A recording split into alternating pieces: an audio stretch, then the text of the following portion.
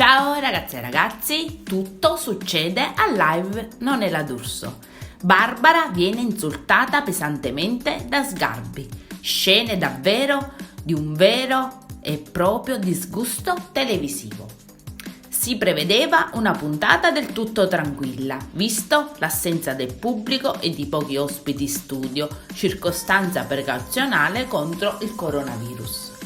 L'acceso scontro tra Barbara e Sgarbi è iniziato con i protagonisti del programma La Pupa e il Secchione e viceversa.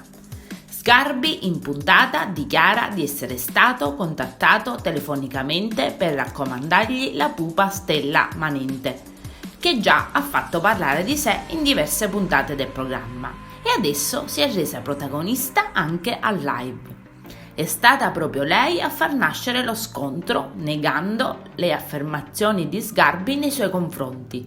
Sgarbi continua ad affermare che la telefonata sia partita da Berlusconi, per poi parlare anche di raccomandazioni riguardanti la stessa Barbara D'Urso. E se inizialmente Barbara ci scherza su, poi si arrabbia parecchio. Allora Vittorio, finché si scherza, ma poi quando si mette in causa me, allora mi arrabbio. Ecco che Sgarbi invece di fermarsi perde le staffe.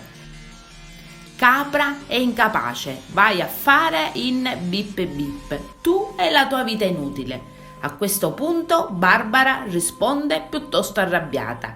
Vattene via, non puoi stare nella mia trasmissione. Ti sei seduto e te l'ho fatta passare come una battuta, ma adesso basta, vattene via.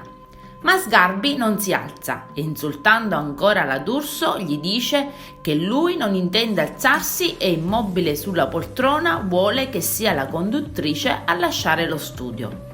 Barbara allora gli dà del cafone, lo ignora e lui rimane in studio senza più parlare. Bella scenetta veramente, un buon esempio per tutti gli italiani. Io concludo qui, vi saluto e vi aspetto al prossimo video. Bye bye!